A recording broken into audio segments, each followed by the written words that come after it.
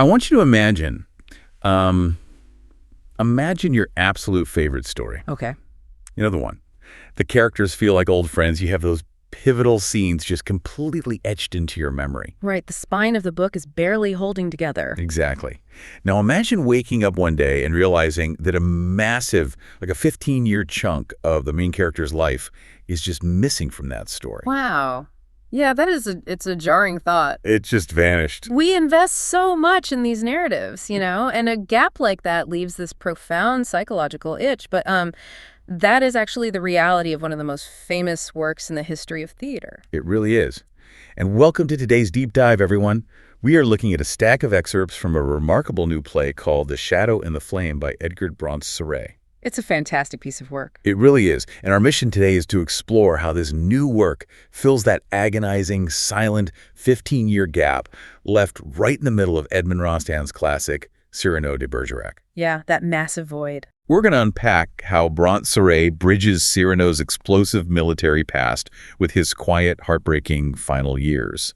And how he actually manages to do it using the exact same intricate poetic rhythm of the original text. To truly appreciate the scale of what Bronce-Seurat is doing here, we really have to look at the timeline first. Yeah, set the stage for us. So since you already know the original Rostand play, you know that Act 4 leaves us reeling in 1640 at the Siege of Arras. Right. The tragic machinery has basically snapped shut. Christian is dead on the battlefield. Cyrano, who is carrying the staggering secret that he is the true author of the love letters. He just draws his sword and charges headlong into the fray. Exactly. The curtain falls on pure chaotic violence. And then, when that curtain rises for Act 5, we are suddenly in 1655. A decade and a half has just evaporated. Yeah. Cyrano is no longer this swashbuckling force of nature. He is an aging, impoverished man visiting Roxane at a peaceful convent. And we, the audience, we just have to accept that transition. What's fascinating here is how The Shadow and the Flame answers the burning question that Rostand just left hanging in that void. How does the loudest man in Paris learn to be silent? Exactly. How does he do it for 15 long years? Yeah. Every single week for a decade and a half, he sits beside the grieving woman he loves. Right. He plays the role of the platonic cousin, bringing her the weekly gossip, and he never utters a single word about his true feelings. The psychological endurance required for that is just immense. Okay, let's unpack this because the author's approach to answering that question is staggering. It really is. We need to start with the actual mechanics of the text. Yeah. Because this entire new play is written in Alexandrines. Yes. Now, for anyone who hasn't studied French theatrical formats recently, an Alexandrine is a line of poetic meter comprising 12 syllables, rhyming in couplets. Garonum. Exactly. Yeah. But I have to ask, why take on that kind of technical straitjacket? Like, why not just write a modern prose continuation? Because the medium is the message here. The author explicitly notes in the foreword that if you are going to continue Cyrano's story, you must inhabit his language. Right. The Alexandrine isn't a constraint or, a stylistic parlor trick. Think of it as a rhythm of breath. It forces a writer to measure every single syllable. There is zero room for filler. The form demands absolute precision. Which mirrors exactly how Cyrano lived his life. Yeah. He despised filler. He despised mediocrity. Completely. So where does this hyper-precise verse actually find our hero when Act 1 begins? It's 6 months after the Siege of Arras, and he is not charging into glorious battle. No, he is not. We find him in a filthy, dimly lit Paris tavern. He is a devastated drunk, literally lying in the gutter. It's a shocking image. It is. And even worse, his former military brothers, the cadets of Gascony, who were this famously proud elite regiment. Yeah, they are whispering about him in the background. They are ashamed of what their legend has become. And the visual of him clutching a bottle in the gutter is deeply intentional. This is a man who has decided that since he cannot have the woman he loves... And his fierce honor prevents him from betraying the memory of Christian truth. Exactly. He decides he will simply stop participating in life.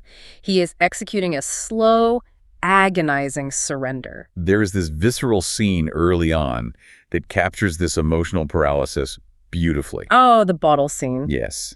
Cyrano is slumped in the tavern, and his loyal friend Lebret comes to check on him. And Cyrano is wrestling with a tightly corked bottle of wine. Right. He's grunting, struggling. Yeah, noting how the bottle absolutely refuses to yield. He tells Lebret that if he forces the cork out too violently, the bottle itself will shatter, and everything inside will be spilled and ruined. The metaphor is brilliant, and it works on so many levels because Lebret sits there listening, and he realizes that Cyrano isn't talking about the wine. No, he's talking about Roxane. Exactly. She has locked herself away in mourning, tightly sealed against the world. I love that insight so much. Yeah. Because he could force the truth on her. He could just tell her he wrote the letters. He could, but he refuses to force her to heal or open up before she is ready. He knows that shattering her illusion of Christian would just break her psyche entirely. Yeah. He would rather sit in the waiting, enduring the resistance of that court, than break the woman he loves. Think about a time you've had to watch someone you care about navigate intense grief. You cannot rush them. Cyrano is choosing the agony of patience. But he is stuck in this tavern, paralyzed by that very honor. The narrative, thankfully, doesn't let him stay there. No, it introduces Leon. Yes. Into this bleak environment walks Leon. And Leon is the ultimate foil. He's the anti-Cyrano. He really is. He's this young, blonde, incredibly wealthy general's son. With an arrogant swagger and a phenomenal sword arm. But he is painfully, disastrously bad at talking to women. It's so funny. It's a deliberate contrast. We get this completely cringeworthy scene where Leon tries to flirt with a woman in the tavern. Oh man, he stumbles over his vocabulary and ends up comparing her eyes to the moon. Suggesting they share a, quote, rapport. It is so clumsy and hollow. It's the kind of line that makes you wince just reading it. And Cyrano, who is literally passed out on the floor with a wet rag over his eye, just starts laughing at him. He tells Leon that comparing a woman to a star or a moon is the crime of a lazy mind. Leon is deeply insulted, obviously. But his curiosity outweighs his pride. He realizes this ruined man on the floor possesses the one weapon he lacks. The mastery of language. Leon has youth, wealth, physical beauty, but he is totally mute when it matters most. So he offers to pay Cyrano to teach him how to wield words. And Cyrano looks at this blonde young man who has a sword by his side, but cannot string a sentence together.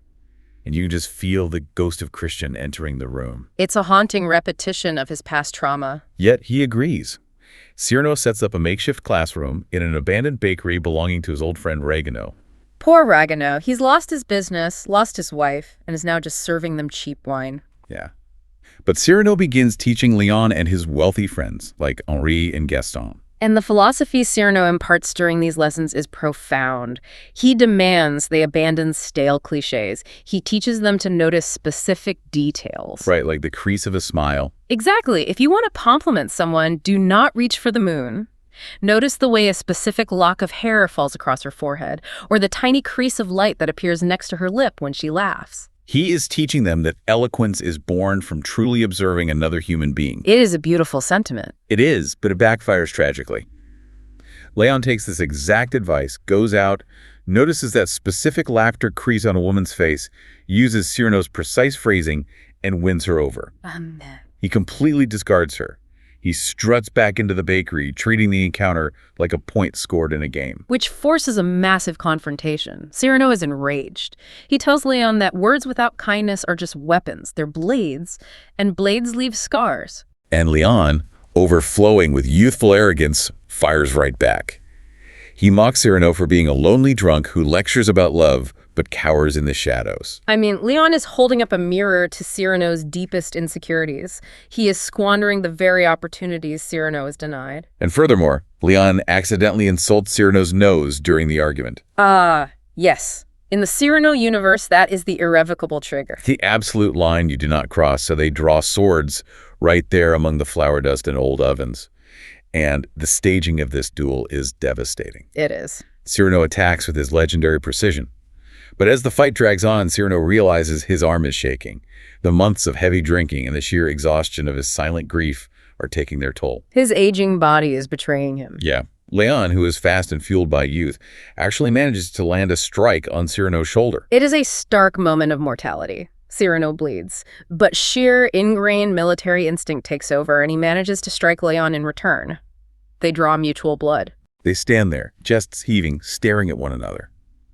Leon realizes he isn't fighting a washed-up tavern drunk. He is facing a genuine master. And Cyrano realizes this arrogant boy actually possesses real nerve. They lower their swords. In that shared shedding of blood, a strange mutual respect takes root. And Cyrano delivers a line that just stops you in your tracks. Tell them the line. He says, "There are two kinds of men, those who love and cannot, and those who can and do not." He is diagnosing the tragedy of both their lives in a single Alexandrine. It's brilliant. Cyrano is trapped by his honorable secret, unable to act on his love. Leon has every freedom to love, but chooses cheap conquest instead. Okay, they've crossed swords and reached this profound understanding. But here's where it gets really interesting. How do they go from drawing blood to sharing a printing press? That shared blood catalyzes a massive shift in perspective. Leon realizes that physical swords are insufficient to combat the systemic rot of 17th century Paris. They are living under corrupt nobility and hypocritical churchmen. Leon looks at this master of words and understands that a pen could cut far deeper than a rapier. So he proposes they channel their restless energy into a satirical gazette. They decide to call it The Naked King. They want to strip the powerful of their armor using razor-sharp wit. And you see Cyrano awaken here. He steps back into his element, editing the young men's writing, sharpening their verses until they draw metaphorical blood. Even Ragueneau, the ruined baker, finds his voice in this project. Yes, Ragueneau's contribution is vital. They are searching for a metaphor to describe the corrupt justice system. Ragueneau, drawing from his own lived tragedy as a ruined working-class man, says justice is like an oven. The rich men bake perfectly in the warm front, while the poor are shoved at the back and charred to ash. It is such a brilliant, grounded observation, and the Gazette becomes a massive underground sensation. But of course, when you strike at the powerful invariably strike back. Right. The tone of the play is about to plummet into pure tragedy. The group decides to escalate. They draft an eviscerating attack on the Bishop of Paris and plan to blanket the city with these pamphlets at dawn on a Saturday. They need every hand on deck. But when they ask Cyrano to join them, he freezes. Yeah. He goes rigid and simply states he is, quote, taken on Saturday. The young men are baffled. They interpret his refusal as sudden cowardice or elitist arrogance. Cyrano offers absolutely no explanation. So, fueled by righteous indignation, the young men go out without him. Henri, the most earnest and vulnerable of Leon's friends, takes the Latin Quarter alone.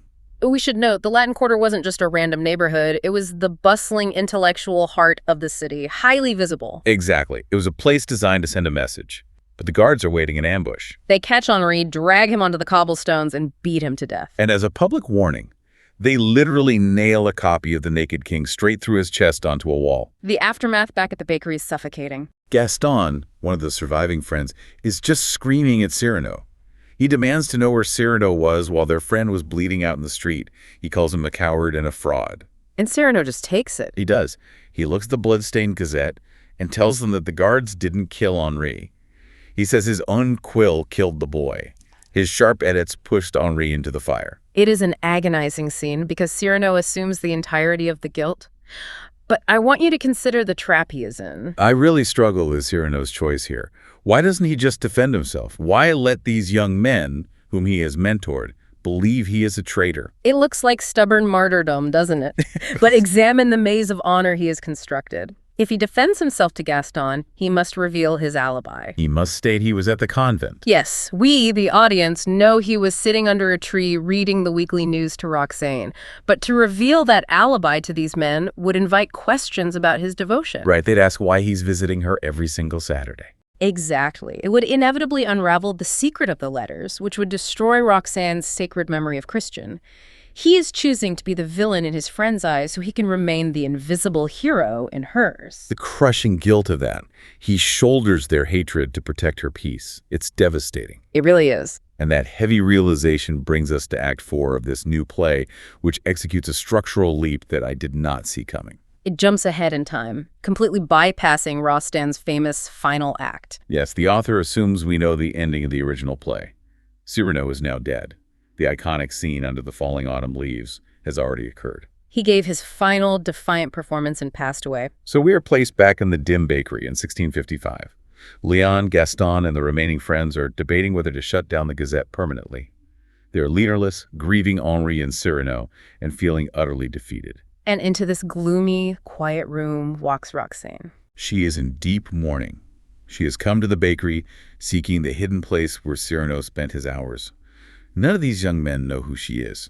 To them, she is just a mysterious woman in a black veil. And then She drops the revelation that changes everything. The bombshell. She tells them the truth she only learned as Cyrano was dying. For 15 years, she believed the man she married wrote her those magnificent letters.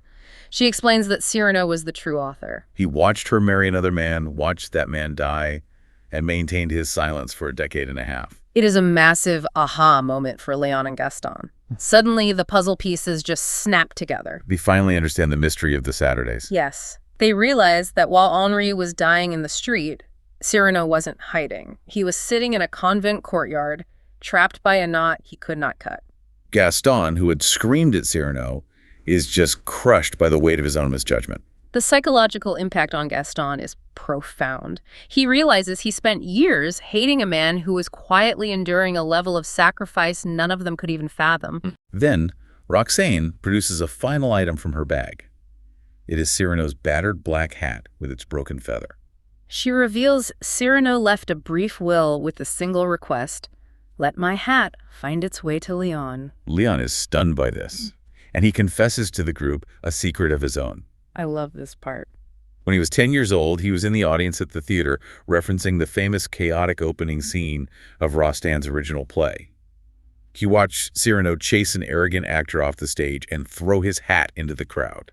And 10-year-old Leon caught that hat. He held it to his chest, smelling the leather and the gunpowder, and realized for the first time what true vitality looked like. His father snatched the hat away, scolding him for touching the property of fools. But Leon never forgot that scent or that moment. When he encountered Cyrano in the tavern years later, he recognized his childhood hero immediately. He just never voiced it. And Cyrano recognized the boy who caught his hat, and he never voiced it either. It is this profound, unspoken current of understanding between them. That revelation shifts something fundamental in Leon. He refuses to let the Gazette die. But instead of hiding behind anonymity, he declares they will print the next issue of The Naked King and sign it boldly with the name Cyrano de Bergerac. He tells them Cyrano spent his entire life hiding his brilliance behind another man's name for love. Now, they are going to put his name at the absolute forefront so the city knows who he truly was. Stepping out of the shadows is a beautiful tribute. It is, but Ragueneau steps forward with the crucial pivot of the entire narrative. Yes, Ragueneau's realization. Ragueneau, who had briefly considered making wigs because he lacked the courage to fight guards, realizes something vital. He argues that a paper gazette is insufficient. Paper gets torn down by soldiers. It gets trampled in the mud of the Parisian streets.